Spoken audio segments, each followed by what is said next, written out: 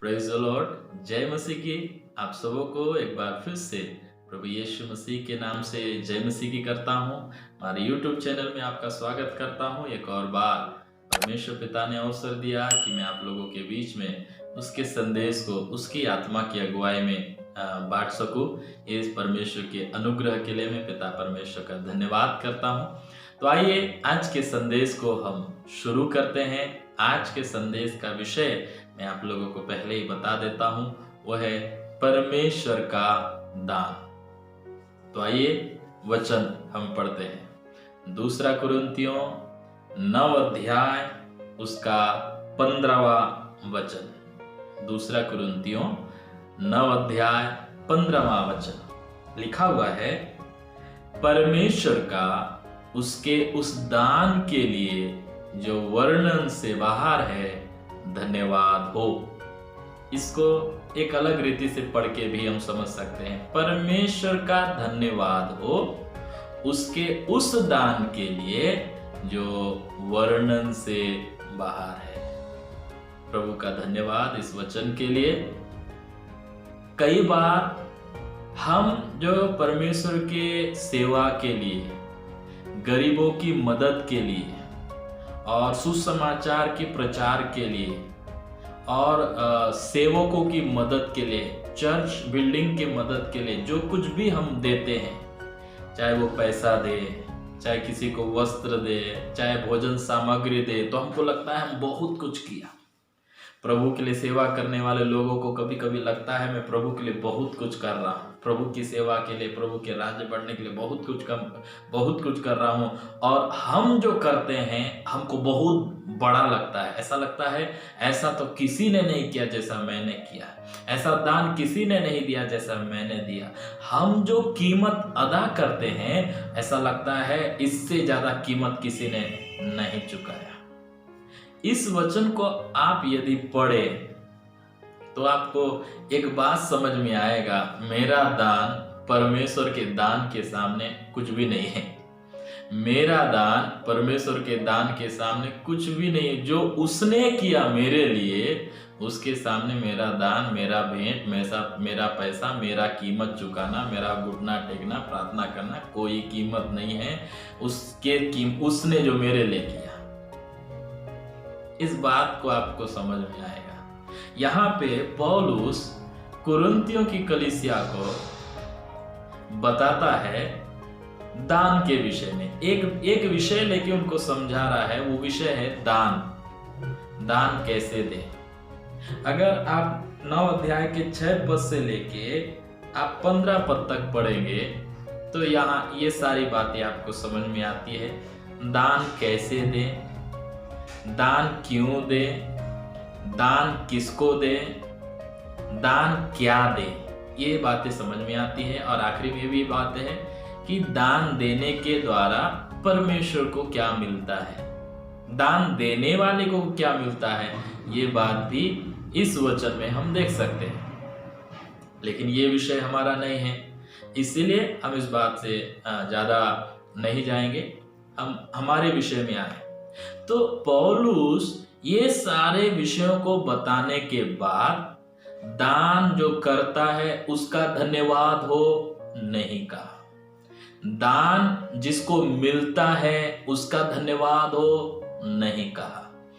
ये दान देने लायक परमेश्वर ने हमको दान या हमको कुछ दिया इसलिए परमेश्वर का धन्यवाद हो। क्योंकि हम पढ़ते हैं कि बीज बोने वाले को, 10 पद में पढ़ते हैं, जो बोने वाले को बीज परमेश्वर मुहैया कराता है। तो जो दान दे रहा है उसको जो दान मिला, उसको जो मिला परमेश्वर की ओर से मिला। तो इस बात के लिए भी परमेश्वर का धन्यवाद नहीं कर रहा है, लेकिन एक बात जो धन्यवाद कर रहा है वो सबसे महत्वपूर्ण और सबसे बड़ी बात है। उस बात को आप जरा ध्यान दीजिए। पौलुस इसके उस बात को समझने के कारण से वो परमेश्वर का दान के लिए धन्यवाद कर रहा है, या मनुष्य के दान के विषय में नहीं बोल रहा है। हम कई बार चर्च में भेंट चढ़ाते हैं, दान और दशवांश देते हैं, तो हमको लगता है हमने बहुत कुछ किया, बहुत कुछ किया।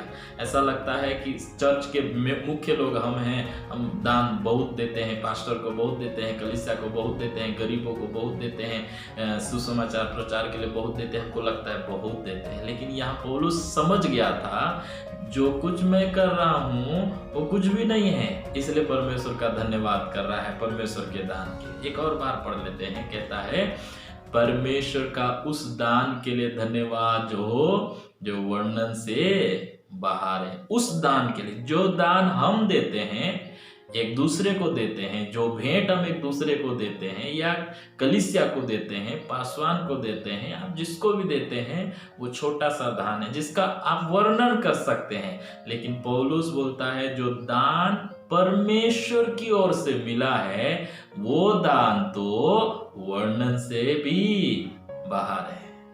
इतना वो जो दान है वो वर्णन से बाहर, उसका व्याख्या नहीं किया जा सकता, वो इतना बड़ा दान। कभी हम इस बात को सोच सकते हैं कि मनुष्य यदि किसी की मदद करे, पैसे के द्वारा मदद करे तो होता है, बहुत लोग मदद करते हैं।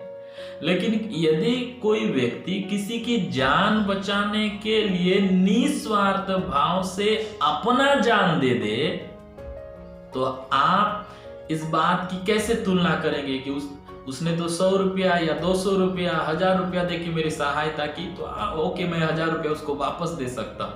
लेकिन जब आपको लगे किसी ने आपको बचाने के लिए अपना जान दे दिया, तो आपके लिए बात कौन सा बड़ा हो जाएगा?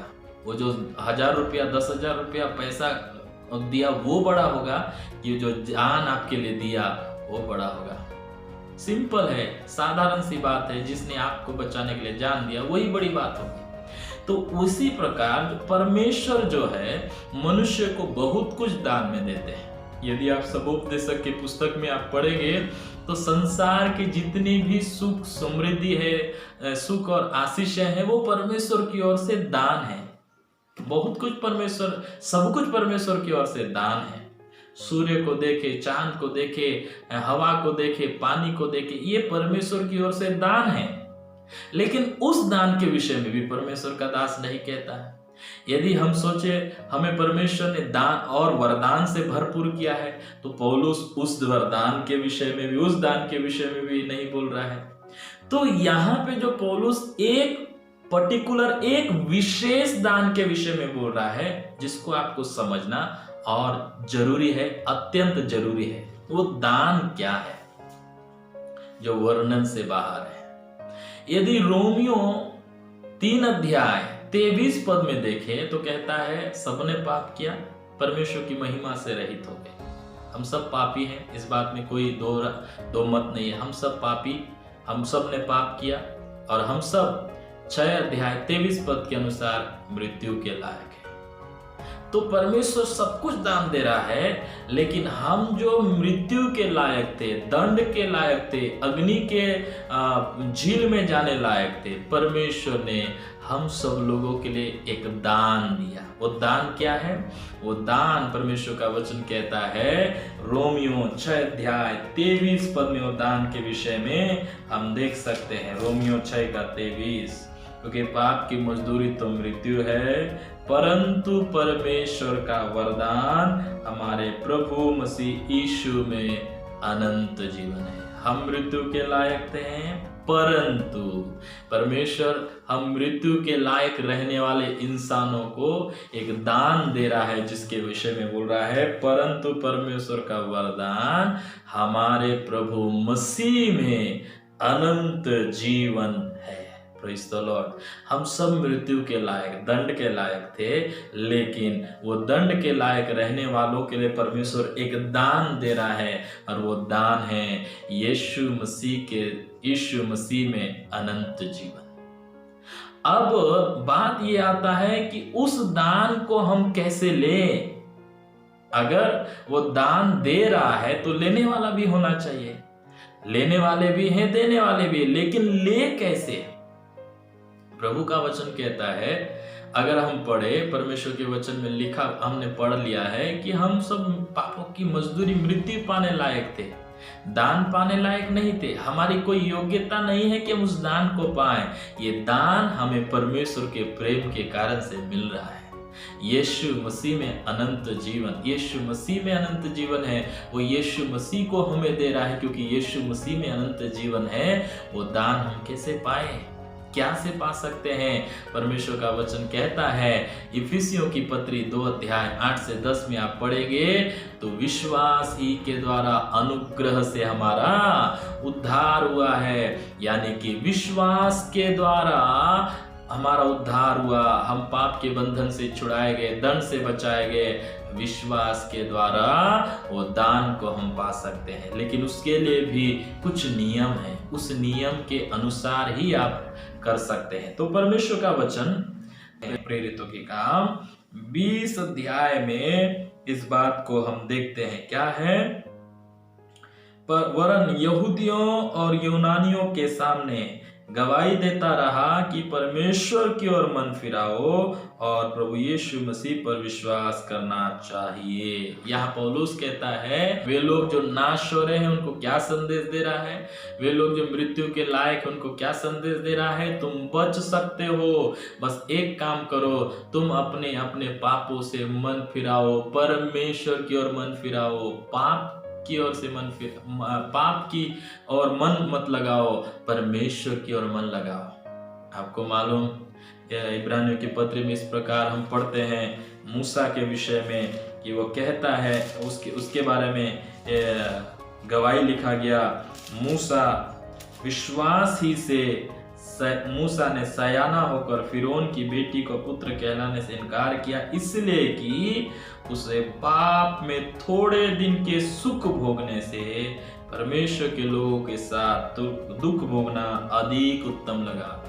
यहाँ पे मूसा के विषय में कहता है, पाप में थोड़े दिन का सुख, यानी कि संसार में पाप करने से जो सुख मिलता है वो थोड़े दिन का है, लेकिन पिता परमेश्वर हमसे प्यार करता है, इसलिए अनंतकालीन सुख और अनंतकालीन आनंद देना चाहता है। इसलिए उसने अपने पुत्र को भेजा और पुत्र पर हम क्या करें? विश्वास करें। उस दान को हम कैसे पाएंगे?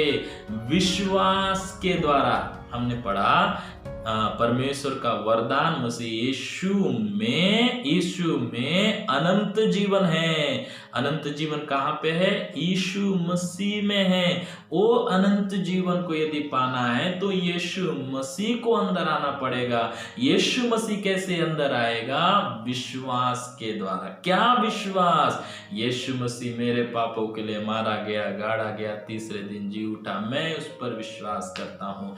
इस विश्वास के द्वारा परमेश्वर के उद्धार रूपी दान को आप अंदर में ले लेते हैं। अनंत जीवन जिसमें है यीशु मसीह को अपने अंदर ले लेते हैं और आप परमेश्वर की संतान बन जाते हैं। परमेश्वर का दान के लिए परमेश्वर का धन्यवाद हो। परमेश्वर के वचन यूहन्ना 1:12 में कहता है, उन सबको अधिकार परमेश्वर की ओर से हमें मिलता है जो उसे ग्रहण करते। ग्रहण कैसे करते हैं? विश्वास के द्वारा। यीशु मसीह को कैसे ग्रहण करते हैं? विश्वास के द्वारा। जब आप ग्रहण करते हैं तो आप दान को ग्रहण करते हैं। यहाँ पे पौलुस उसी दान के लिए परमेश्वर का धन्यवाद कर रहा है। वो दान जिसके लायक आप और मैं नहीं थे। अनंत जीवन तो वो देना चाहता है, वो आपसे और मुझसे प्रेम भी करता है, वो दान भी देना चाहता है। लेकिन यदि आपका मुंह दूसरे साइड में है, आपका मुंह संसार के साइड में है और आपके पीठ के साइड में परमेश्वर है, अपने दान को लेके खड़ा है, तो आप दान कैसे पाएंगे? आपको ऐसे मुड़ना पड़ेगा, मन फिराना पड़ेगा और विश्वास करना पड़ेगा कि यीशु मसीह मेरे पापों के लिए मारा गया, गाड़ा गया, तीसरे दिन जी उठा। इस पर विश्वास करना पड़ेगा, तब जाके वो दान आपको मिलेगा और आप अनंत जीवन के भागी बनेंगे। और जब आप अनंत जीवन के भागी बनते हैं, वो दान आपको मिलता है। जब इस दान को आप समझ जाते हैं तो जो कुछ भी आप संसार में परमेश्वर के लिए या गरीबों के लिए या विश्वासियों के लिए या चर्च बिल्डिंग के लिए या पास्टर के लिए जो कुछ भी करते हैं ना, तब आप बोलते हैं प्रभु के सामने, प्रभु आपके दान के लिए धन्यवाद, मैंने तो कुछ भी नहीं किया। आपने जो कुछ मेरे लिए किया उसके 1% भी मैंने आपको वापस नहीं दिया। उस दान के सामने मेरा ये भेंट कुछ भी नहीं। उस दान के सामने मेरा ये भेंट कुछ भी नहीं। आप परमेश्वर से कहेंगे, आप कभी भी ये तुलना नहीं करेंगे उससे बढ़कर मैंने दान दिया, कभी भी ये नहीं करेंगे उससे बढ़कर मैंने सेवा किया, उससे बढ़कर मैंने प्रार्थना किया, उससे बढ़कर मैंने उपवास किया, उससे बढ़कर मैंने ये किया, उससे बढ़कर मैंने वो किया, उससे बड़ा मैं प्रचारक हूँ, उससे बड़ा मैं बाइबल पढ़ने वाला हूँ। ये सब नहीं बोलेंगे। बस एक बात को याद रखेंगे, प्रभु आपका उस दान के सामने मेरी दान का, मेरा भेंट का कोई मोल नहीं है। आपका दान बहुत बड़ा है, वर्णन से बाहर है। उस दान के लिए धन्यवाद करेंगे आप। धन्यवादी जीवन कब होगा? जब परमेश्वर को आप धन्यवाद देते हुए जीवन कब जिएंगे? जब परमेश्वर के दान को समझेंगे। दान क्या है? दान परमेश्वर की ओर से बहुत कुछ दान है, सब कुछ दान है, लेकिन सबसे मुख्य दान है जो वर्णन से बाहर है, वो है उद्धार। वो है यीशु मसीह के द्वारा मिलने वाला अनंत जीवन। तो उस दान के लिए परमेश्वर का धन्यवाद करें। और यदि आप इस दान को, परमेश्वर के दान को समझते हैं, तो कभी भी देने में पीछे नहीं हटेंगे। चाहे वो कलीसिया में देने को हो, चाहे वो कलीसिया को चलाने के लिए, सेवकाई करने के लिए, मिनिस्ट्री करने के लिए, आत्माओं को जीतने के लिए दान हो, या फिर गरीबों की मदद करने के लिए हो, या जो जहाँ कहीं भी आप भेंट दान देते हैं उसमें कभी पीछे नहीं हटेंगे, बल्कि आप कहेंगे परमेश्वर के दान के सामने कुछ भी नहीं। आप आनंदित होके खुशी खुशी देंगे, क्योंकि आप परमेश्वर के दान को समझ जाएंगे। तो इसलिए मेरे प्रियो, पौलुस कहता है तुमको कैसे दान देना है, किसको दान देना है, कितना दान देना है, क्या दान देना है, ये सब बताने के बाद उनको उत्साहित करने के लिए बोलता है, ताकि वो दान देने में आगे बढ़े। उनको बताता है कि परमेश्वर का दान के लिए धन्यवाद हो। उनको ये याद दिला रहा है कि परमेश्वर के दान को देखो, उसने हमको बेस्ट दिया है जो वर्णन से बाहर है। तो हम भी जब दान करें तो बेस्ट दें। कलीसिया में जब भेंट चढ़ाएं तो बेस्ट दे, कलीसिया की सेवकाई में हाथ बढ़ाए तो बेस्ट, अपना समय दे तो बेस्ट, कि बचा कुचा नहीं, परमेश्वर को बेस्ट दे, सबकी मदद करे, सबको दान दे, सबको भेंट दे। परमेश्वर के दान को याद करें, परमेश्वर का दान जो वर्णन से बाहर है। उस दान के लिए परमेश्वर का धन्यवाद जो मुझे परमेश्वर ने दिया, आपको भी परमेश्वर ने दिया होगा। अगर नहीं दिया है, आज एक मौका है, वो दान देने को अभी भी तैयार है। अपने मुंह को फिरा ले, अपने मन को फिरा ले, अपना मन संसार की ओर से फिरा के परमेश्वर की ओर लगा ले। वो दान आपके लिए तैयार है, अभी भी आप उसे ग्रहण कर सकते हैं। समय अभी भी है, मौका अभी भी है, चूक ना जाए। अनंत जीवन मनुष्य के द्वारा नहीं मिलता, अनंत जीवन स्वर्गदूतों के द्वारा नहीं मिलता, अनंत जीवन अच्छे कर्म करने से नहीं मिलता, अनंत जीवन पाप छोड़ने से नहीं मिलता। अनंत जीवन यीशु मसीह के क्रूस के कारण से आपको और मिला है, आपको और मुझको मिलता है। तो उसके लिए क्या करें? अपना मन फिराएं, पापों से मन फिराएं, यीशु मसीह पर विश्वास करें और उसकी आत्मा की अगुवाई में चलें। वो दान के लिए हमेशा परमेश्वर को धन्यवाद दे और लोग परमेश्वर के उस दान को पाएं, उसके लिए आप रास्ता बनाएं। प्रभु आप सबों को आशीर्वाद दे। सबों को जय मसीह।